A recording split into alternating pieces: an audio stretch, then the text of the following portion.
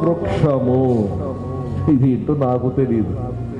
జటామాంసి వృక్షమును గూర్చి కొన్ని మాటలు చెప్తాను నేను. ఈ జటామాంసి అనేటువంటిది ఇండియా దేశంలోను అరబ్ దేశాల్లోనూ ఉండేటువంటి వృక్షం ఇది. ఈ జటామాంసి వృక్షాన్ని ఏమంటారంటే కేలామస్ అంటారు.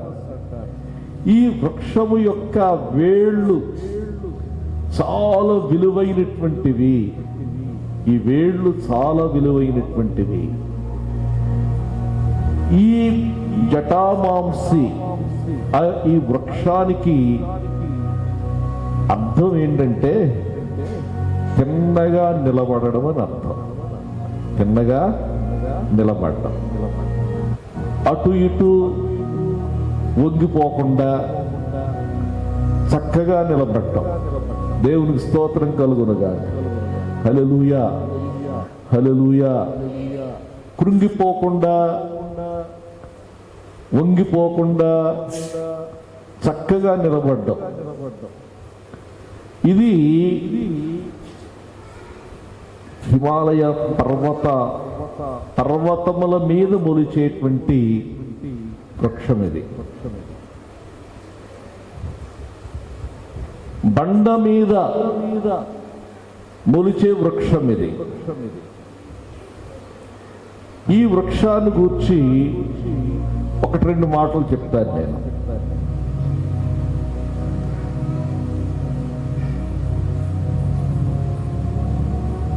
ప్రభు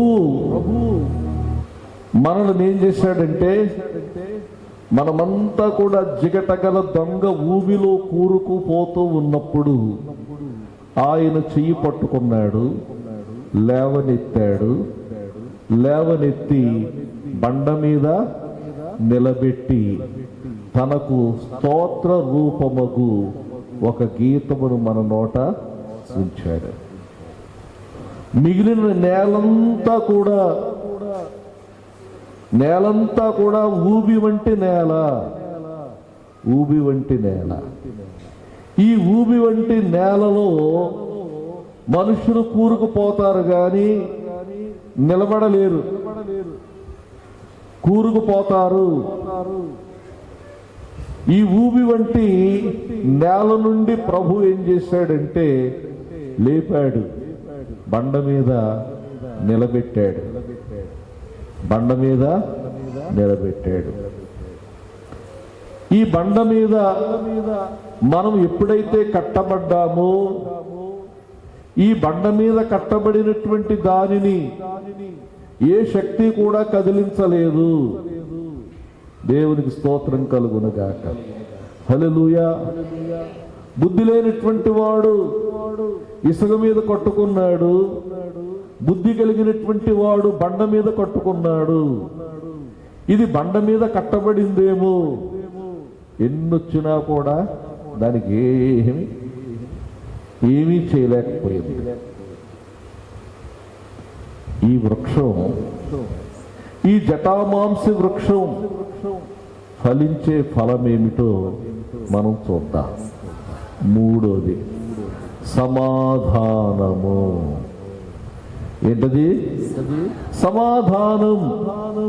సమాధానము అనేటువంటి ఫలమును మనం ఏం చేస్తామంటే ఫలిస్తాము అనేటువంటి మాటను జ్ఞాపకం చేస్తా ఉన్నాను.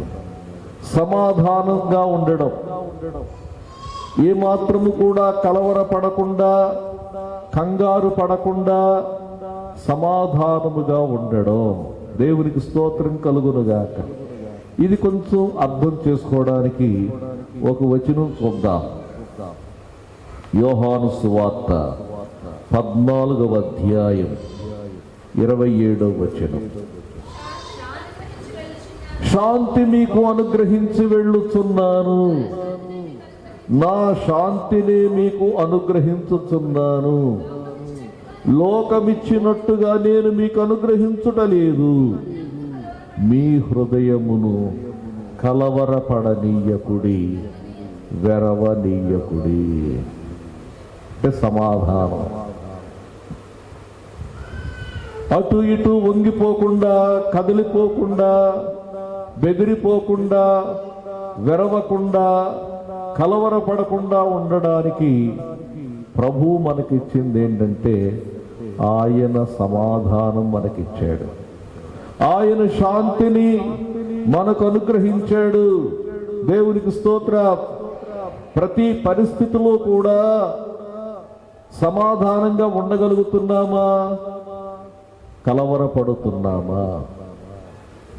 మన హృదయాలు వెరుస్తూ ఉన్నాయా? భయపడుతూ ఉన్నాయా? జంకుతూ ఉన్నాయా? ఆలోచిందా. పరిస్థితులు మారుతూ ఉన్నాయి, వాతావరణ పరిస్థితులు మారుతూ ఉన్నాయి.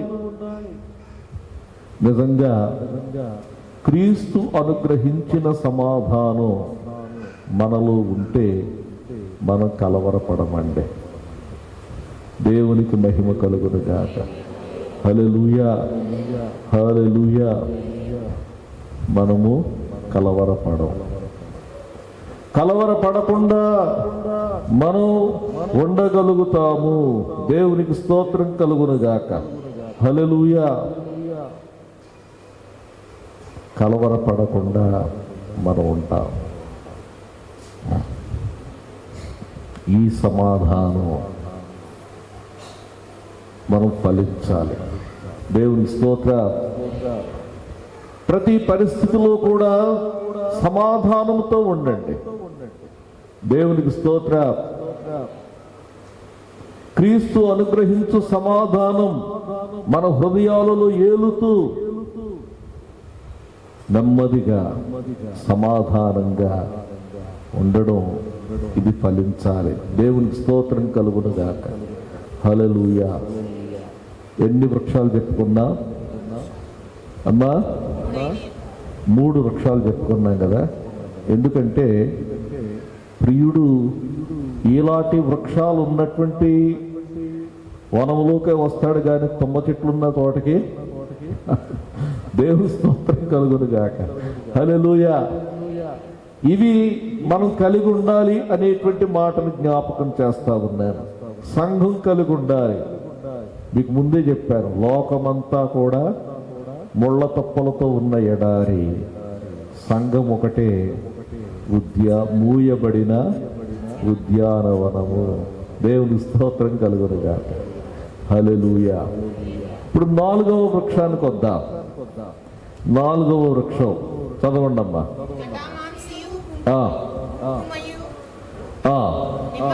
ఇంత చెప్పేసరిగా జటామాంస వృక్షం గురించి. ఇప్పుడు కుంకుమ వృక్షము. ఇప్పుడు ఏంటంటే అది కుంకుమ వృక్షము. కుంకుమ వృక్షం అది ఎలా ఉంటుందో నాకు తెలియదండి. అర్థమైందా? కుంకుమ వృక్షము ఎలాగుంటుందో తెలియదు. దేవునికి స్తోత్రం కలుగును గాక. హల్లెలూయా, హల్లెలూయా. ఈ కుంకుమ వృక్షము గూర్చి మనం ఆలోచిస్తే కొన్ని మాటలు జ్ఞాపకం చేస్తాను. ఇది దీర్ఘశాంతము అనేటువంటి ఫలమునకు ఫలిస్తుందని మనం అర్థం చేసుకోవాలి, పోల్చుకోవాలి. ఒక తులము కుంకుమ చేయడానికి 4000 పుష్పాలను వాడతారటండి. ఒక తులం కుంకుమ చేయాలంటే 4000 పుష్పాలు కోసుకు రావాలి.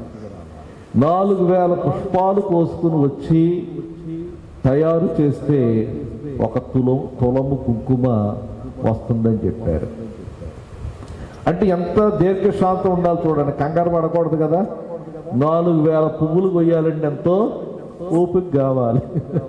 దేవుని స్తోత్రం కలుగును గాక. హల్లెలూయా, హల్లెలూయా.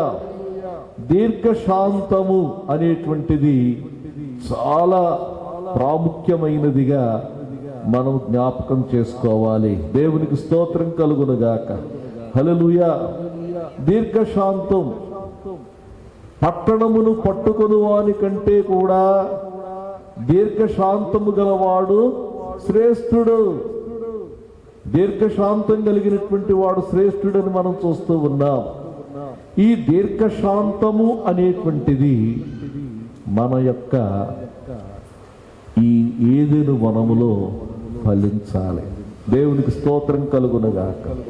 హల్లెలూయా. దీర్ఘశాంతము అంటే త్వరగా కోపపడకపోవడం. దీర్ఘశాంతము అంటే హక్కుల కొరకు పోరాడకపోవడం. నేను ఇప్పుడు కూడా ఇస్సాకు యొక్క జీవితం నాకు చాలా ఆశ్చర్యం అనిపిస్తుంది.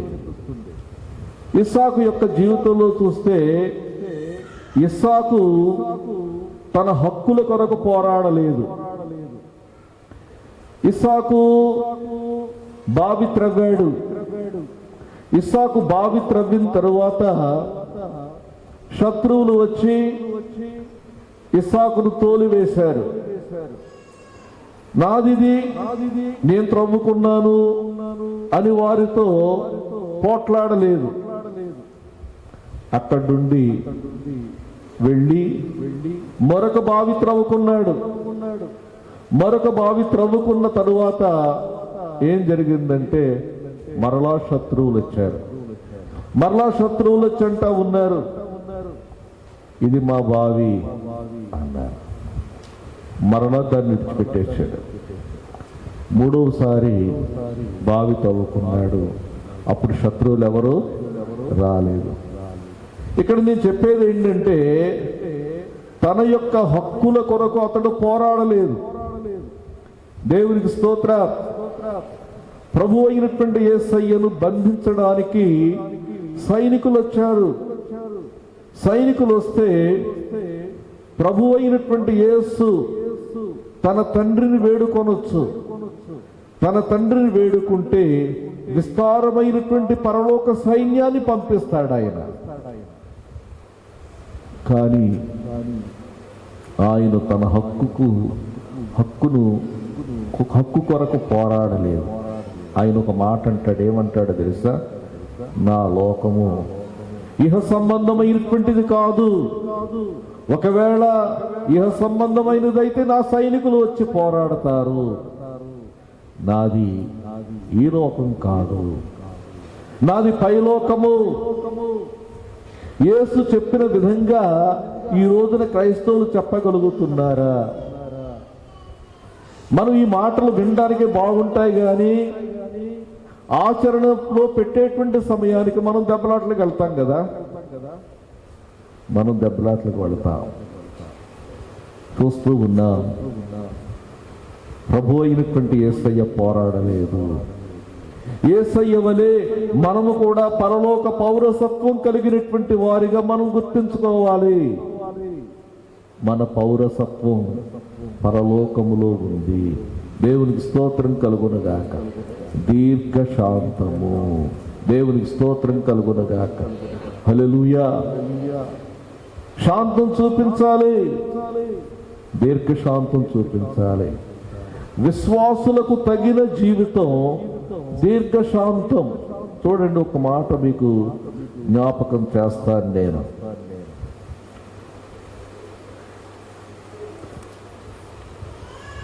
కొలస్సీ పత్రిక 3వ అధ్యాయం 12వ వచనం చూడండి.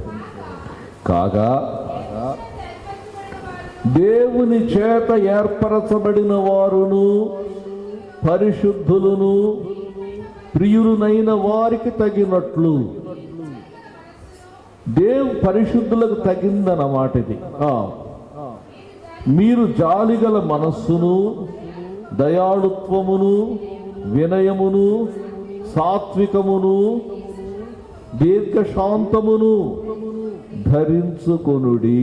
దేవునికి స్తోత్రం కలుగునుగాక. హల్లెలూయా. దీర్ఘశాంతం ధరించుకోమంటా ఉన్నాడు.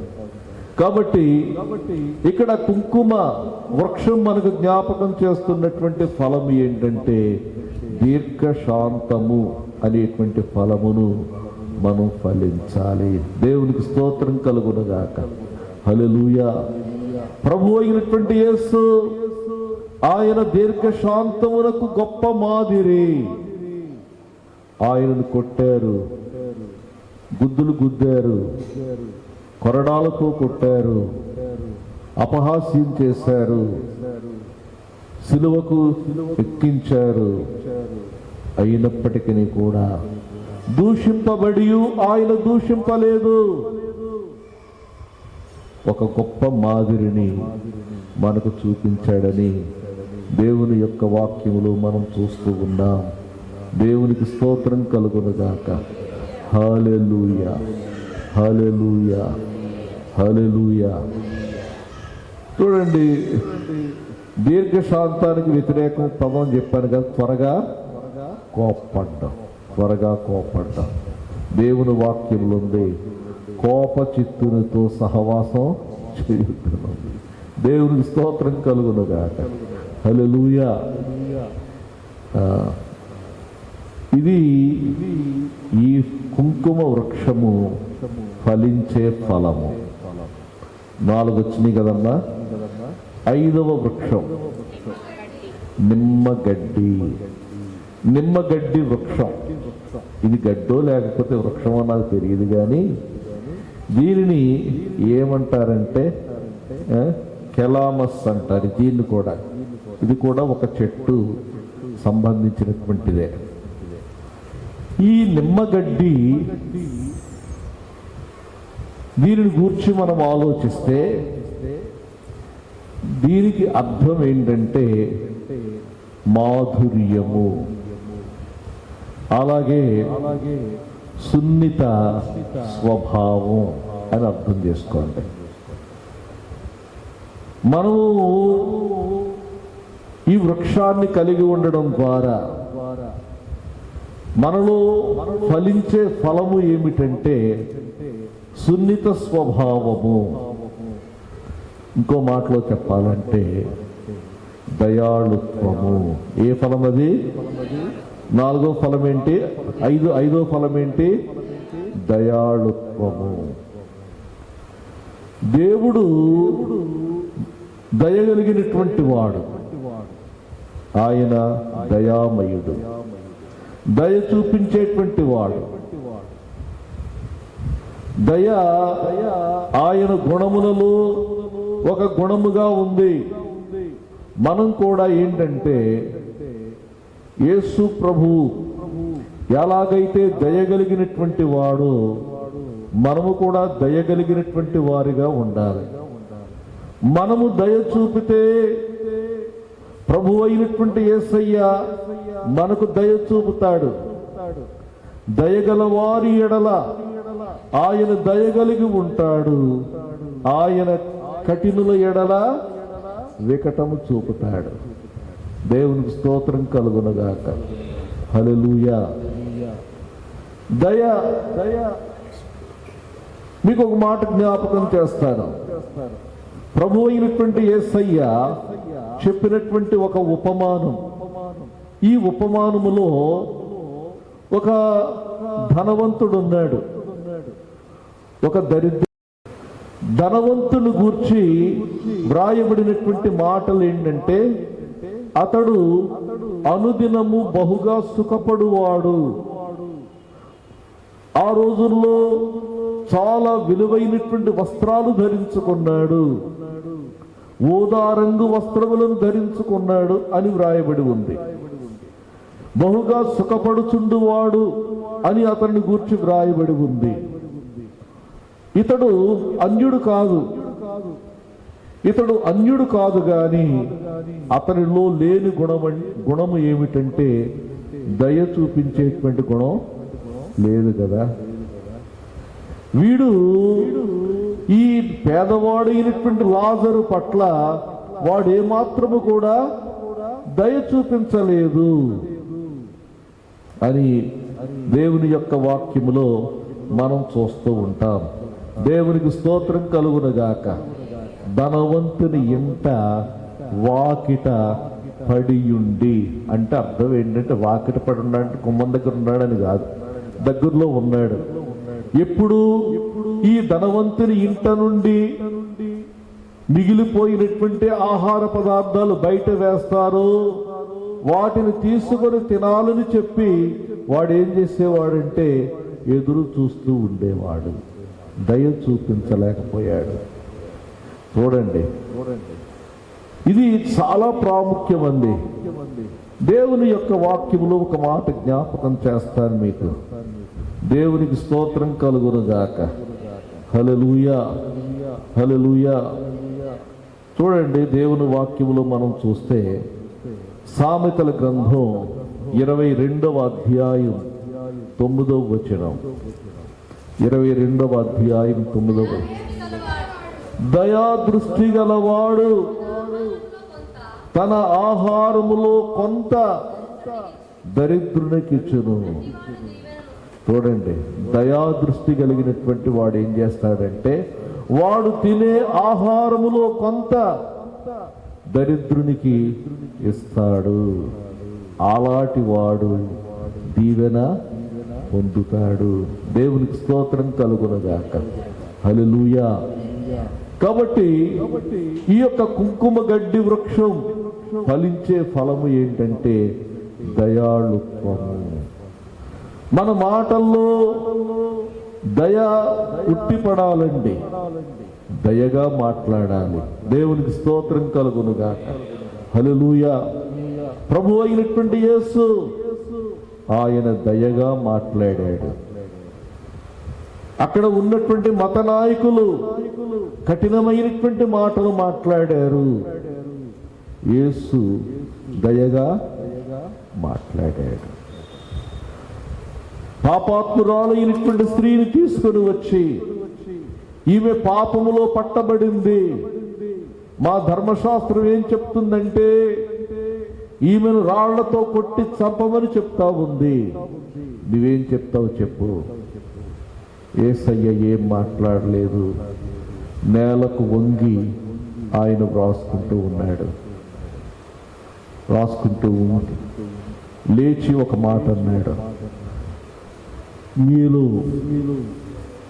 పాపము చెయ్యని వాడెవడో వాడు మొట్టమొదటిగా రాయి వేయండి అన్నాడు. ఎవడూ లేడు, పాపం చేయనటువంటి వాడు ఎవ్వడూ లేడు, అందరూ వెళ్ళిపోయారు. యేసయ్య ఆ స్త్రీ దగ్గరకు వచ్చి ఒక మాట అంటాడు, అమ్మా, నేను నీకు శిక్ష విధింపను, ఇక నువ్వు పాపము చేయకమని చెప్పాడు. ఆమెను అంతవరకు అమ్మా అని సంబోధించినటువంటి వారెవ్వరూ లేరు, దయగా మాట్లాడినటువంటి వారెవ్వరూ లేరు. నింద వేసిన వారే, తీర్పు చెప్పిన వారే, దయగా మాట్లాడినటువంటి వారెవరు లేరు. దయగా మాట్లాడాలి. దేవునికి స్తోత్ర. దయ అనేటువంటి ఫలమును ఈ యొక్క నిమ్మగడ్డి వృక్షం ఫలించాలి. దేవునికి స్తోత్రం కలుగునుగాక. హల్లెలూయా. ఆరో వృక్షం లవంగి పట్ట వృక్షం. ఈ లవంగి పట్ట వృక్షము, ఈ లవంగి పట్ట వృక్షం, లవంగ మొగ్గలు ఉన్నాయి కదా, లవంగాలు ఎందుకు వేసుకుంటారు? స్మెల్ వేసుకుంటారా? మన శరీరానికి మేలు చేస్తుందని వేసుకుంటాం కదా. ఈ లవంగి వృక్షం ఇది ఫలించేటువంటి ఫలము ఏంటంటే ఆరవ ఫలము. ఏంటమ్మా? మంచితనము. ఆరో ఫలం ఏంటి? మంచితనము. మంచితనము అనేటువంటి ఫలము ఫలించాలి. దేవునికి స్తోత్రం. హల్లెలూయా. మంచితనము అంటే ఇక్కడ ఒక అర్థం చెప్తాను నేను. ఇతరులకు మేలు చేయడం, కీడు చేసేటువంటి వారిగా ఉండకుండా మనం ఇతరులకు మేలు చేసేటువంటి వారిగా ఉండాలి. దేవునికి స్తోత్రం. హల్లెలూయా. ఇతరులకు ఎలాగూ మేలు చేయాలని మనం ఆలోచించాలి. కీడును గూర్చి మనం ఆలోచించకూడదు. ఎలా దెబ్బతీయాలా వీణ్ణని ఆలోచించకూడదు. మేలు చేయాలి, మేలు చేసే దాని నిమిత్తమై మనము ఆలోచన కలిగి ఉండాలి. దేవునికి స్తోత్రం. ఈ మంచితనము అనేటువంటి ఫలమును మనం ఫలించాలి. ప్రభు అయినటువంటి యేసయ్య ఆయన మేలు చేయుచూ సంచరించాడు. ఆయన పరిశుద్ధాత్మతోనూ శక్తితోనూ అభిషేకించబడ్డాడు. అపవాది చేత పీడింపబడిన వారందరినీ కూడా స్వస్థపరచుచు మేలు చేయుచు సంచరించాడు. దేవునికి స్తోత్రం కలుగునుగాక. ఆయన సంచరించిన విధంగానే మనము కూడా ఎవరైనా అనారోగ్యంతో ఉంటే మీ కొరకు మేము ప్రార్థన చేస్తామమ్మని చెప్పడమే గొప్ప మేలు. దేవునికి స్తోత్రం. ప్రార్థనా సహకారం అందించడమే గొప్ప మేలు అని చెప్పి మనం అర్థం చేసుకోవాలి. దేవునికి స్తోత్రం కలుగునుగాక. హల్లెలూయా, హల్లెలూయా. 7వ వృక్షం అమ్మా 7వది పరిమళ తైల వృక్షములు. 7వది ఏంటి? పరిమళ తైల వృక్షములు. పరిమళ తైల వృక్షములు అంటే అర్థం ఏంటంటే, పాత నిబంధన కాలంలో పరిమళ తైలమును తయారు చేసినప్పుడు ఏం చేశారంటే సాంబ్రాణిని ఉపయోగించారు. నేను దీన్ని ఏ విధంగా అర్థం చేసుకున్నానంటే, సాంబ్రాణి దేనికి ఉపయోగిస్తారంటే ప్రత్యేకించుట కొరకు ఉపయోగింపబడే దినుసు అన్నమాట. అది ప్రత్యేకించుట కొరకు ఉపయోగించబడేటువంటిది. సాంబ్రాణిని ప్రోక్షించి సాంబ్రాణి వేసి దానిని ప్రత్యేకపరుస్తారు. అంటే ఈ లోకంలో విశ్వాసులుగా మనము ప్రత్యేకింపబడిన వారిగా ఉండాలి. ఇప్పుడు ఈ సాంబ్రాణిని ఇచ్చినటువంటి వృక్షం ఫలించేది, లేకపోతే ఆ చెట్టు నుండి వచ్చేటువంటి జిగురు లాంటి పదార్థం దేనికి సూచనగా ఉందంటే 7వది ఏంటమ్మా? విశ్వాసము. ఎందుకు దీనిని నేను విశ్వాసముతో పోల్చానో చెప్తున్నాను చూడండి. ఈ లోకంలో విశ్వాసులైనటువంటి వారు ప్రత్యేకింపబడిన వారు. దేవునికి స్తోత్రం. హల్లెలూయా. చీకటిలో నుండి ఆశ్చర్యకరమైన దేవుని యొక్క వెలుగులోనికి వచ్చాం మనం. యేసుక్రీస్తు నందలి విశ్వాసం మనలను లోకములో నుండి ప్రత్యేకపరిచింది. దేవునికి స్తోత్రం. విశ్వాసం ప్రత్యేకపరిచింది. లోకములో ఉన్నటువంటి ప్రజలకు విశ్వాసం లేదు. యేసు ప్రభువులోనికి వచ్చినటువంటి వారికి విశ్వాసం ఉంది. అది తేడా. అయితే విశ్వాసం ఉంది కానీ చాలాసార్లు విశ్వాస క్రియలు మనం కనపరచలేకపోతున్నాం, విశ్వాసుల్లా జీవించలేకపోతున్నా. అది విచారకరం. చాలా మంది అంటారు మాకు విశ్వాసం ఉందండి, విశ్వాసులమండి అంటారు, కానీ విశ్వాసులకు తగినటువంటి క్రియలు ఉంటాం. ప్రాణము లేని శరీరము ఎలాగూ మృతమో, క్రియలు లేనటువంటి విశ్వాసము మృతమే. క్రియలంటే మీరు అనుకోవచ్చు, ఏం క్రియలండి అని మీరు అడగవచ్చు. నేను చెప్తాను ఏం క్రియలో కాదు, కానీ ప్రత్యేకంగా ఉండడమే ఆ క్రియ. దేవుని స్తోత్రం. లోకంతో లోకస్తులతో మిళితమైపోకుండా ఉండడమే క్రియ. యేసుక్రీస్తుని గూర్చి నీవేదైతే ఒప్పుకున్నావో దానిని ఆచరణలో పెట్టడమే క్రియ.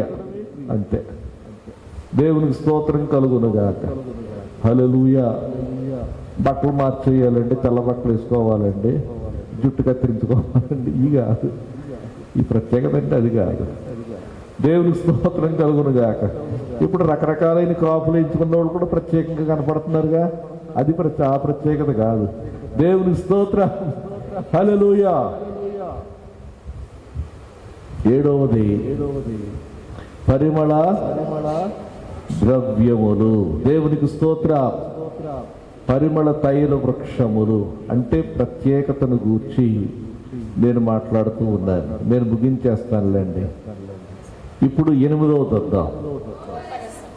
గోపరసము. ఏంటది? గోపరసము. ఈ గోపరస వృక్షాలు, ఈ వృక్షం ఏం చేస్తుందంటే గోపరసాన్ని ఇస్తుంది. ఇది శుద్ధి కొరకు ఉపయోగించే రసం అన్నమాట. ఇది శుద్ధి కొరకు ఉపయోగించేటువంటి రసం. ఇది ఫలించేటువంటి ఫలము ఏమిటంటే సాత్వికము. ఏంటది? సాత్వికము. సాత్వికము అంటే దేవుని యొక్క వాక్యములో వ్రాయబడి ఉంది. మోషేను గూర్చి వ్రాయబడి ఉంది. మోషే భూమి మీద నున్న మనుషులందరిలో మిక్కిలి సాత్వికుడు. నిజంగా సాత్వికుడా మోషే? వాస్తవానికి చెప్తున్నాను, కాదు. వాస్తవానికి సాత్వికుడు కాదు. చాలా కోపం కలిగినటువంటి వాడు. చాలా కోపం కలిగినటువంటి వాడు. మోషే యొక్క ప్రారంభం చూస్తే ఒకరోజు బయటికి వెళ్ళాడు. బయటికి వెళ్ళినప్పుడు ఒక ఐగుప్తీయుడు, ఒక ఇశ్రాయేలీయుడు ఇద్దరు పోట్లాడుకుంటూ ఉన్నారు. ఇద్దరు పోట్లాడుకుంటూ ఉంటే ఒక్క దెబ్బతో ఐగుప్తీని చంపేశాడు. ఒక్క దెబ్బ కొట్టాడు, ఐగుప్తీయుడు చనిపోయాడు. మోషే సాత్వికుడు కాదు. మోషేని ఏం చేశారంటే పాతి పెట్టారు. పాతి పెట్టిన తర్వాత ఎవరికి తెలియదు అనుకున్నాడు. ఇద్దరు ఇశ్రాయేలీయులు దెబ్బలాడుకుంటూ ఉన్నారు. అయ్యా, మీరిద్దరు సహోదరులు కదా, మీరెందుకు దెబ్బలాడుకుంటున్నారు? వాళ్ళు ఒకడన్నాడు, ఆ ఐగుప్తీయుని చంపినట్టుగా నన్ను కూడా నీవు చంపాలనుకుంటున్నావా అంటే ఏమన్నాడు? మోషే అనుకున్నాడు, అయితే నా సంగతి తెలిసిపోయిందనుకున్నాడు. తెలిసిపోయిందనుకుని ఐగుప్తు దేశము నుండి పారిపోయి మిద్యాను అరణ్యములోనికి వెళ్ళిపోయాడు. ప్రాణ భయంతో వెళ్ళిపోయాడు. మిద్యాను అరణ్యములో, ఐగుప్తు అంతఃపురములో బ్రతికినటువంటి మోషే మిద్యాను అరణ్యములో గొర్రెల కాపరిగా మిగిలిపోయాడు. అక్కడ శ్రమలు ఏం చేశాయి? సాత్వికునిగా మలిచాయి. అది దేవుడికి స్తోత్రం కలుగునుగాక. శ్రమలు సాత్వికునిగా మలిచాయి. శ్రమల గుండా వెళుతున్నప్పుడు ఆశ్చర్యపోవద్దు. నిన్ను ఇంకను సాత్వికునిగా మలుచుట కొరకు నీవు శ్రమల కొలిమిలో నుండి వెళుతున్నావని అర్థం చేసుకోవాలి. దేవునికి స్తోత్రం కలుగునుగాక. గోపరసం ఏంటంటే సాత్వికము అనేటువంటి ఫలాన్ని ఫలించాలి. ఎన్ని వచ్చినాయమ్మా? 8. చివరి చదవండి. చివరిదేంటి? అగరు వృక్షము. అగరు వృక్షం అంటే అర్థం ఏంటంటే ఒక రకమైనటువంటి గంధపు వృక్షం అని చెప్పి అర్థం చేసుకోవాలి. గంధపు వృక్షం. ఈ గంధపు వృక్షము ఫలించే ఫలము ఏమిటి అమ్మా? ఆశ నిగ్రహము. దేవునికి స్తోత్రం కలుగునుగాక. హల్లెలూయా. ఆశలతో బ్రతకడం కాదు, ఆశలు నిగ్రహించుకోవాలి. దేవునికి స్తోత్రం కలుగునుగాక. హల్లెలూయా. దేవుడు మనకు పిరికితనం కలిగినటువంటి ఆత్మని ఇవ్వలేదు. ప్రేమ, శక్తి, ఇంద్రియ నిగ్రహం కలిగినటువంటి ఆత్మనిచ్చాడు. ఆశా నిగ్రహం. దేవునికి స్తోత్రం. సెల్ఫ్ కంట్రోల్ అంటే మనలను మనము నియంత్రించుకొనడం. మన మనస్సు నడిపించిన విధంగా మనం పరిగెత్తకూడదు కదా. మన మనస్సు కన్నులను అనుసరించి వెళుతుంది. చూసిందల్లా కొనాలనుకున్నాం అనుకోండి, అంటే అర్థం ఏంటంటే ఆశా నిగ్రహం లేదని అర్థం. నీకు నీ మనసు ఏమవుతుందంటే కన్నులను అనుసరించి పరిగెడుతుంది. దేవునికి స్తోత్రం కలుగునుగాక. హల్లెలూయా. నా సహోదరి ప్రాణేశ్వరి, మూయబడిన ఉద్యానవనము అంటే నా ఏదెను వనము అంటున్నాడు ప్రభు. నా ఏదెను వనము.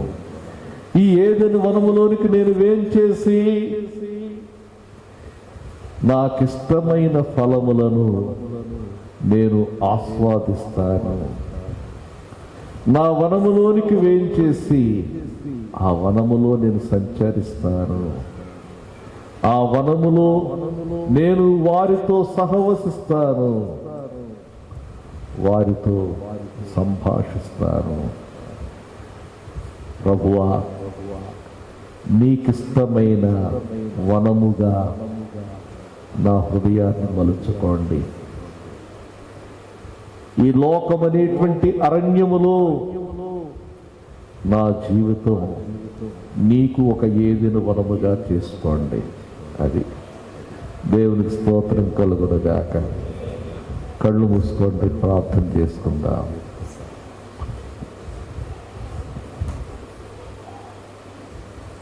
యేసయ్యా, నీకు వందనాలు, స్తుతులు, స్తోత్రాలు చెల్లిస్తూ ఉన్నాం. నాయనా, నీకు స్తోత్రం తండ్రి. నాయనా, నీకిష్టమైన ఫలములు నా హృదయములో ఫలించులాగున తండ్రి. నా హృదయమే నీకిష్టమైన వనముగా ఉండున్నట్లుగా చేసుకునమని, విత్తబడిన వాక్యమును మీరు ఆశీర్వదించమని యేసు నామమున అడుగుచున్నాను తండ్రి. ఆమేన్.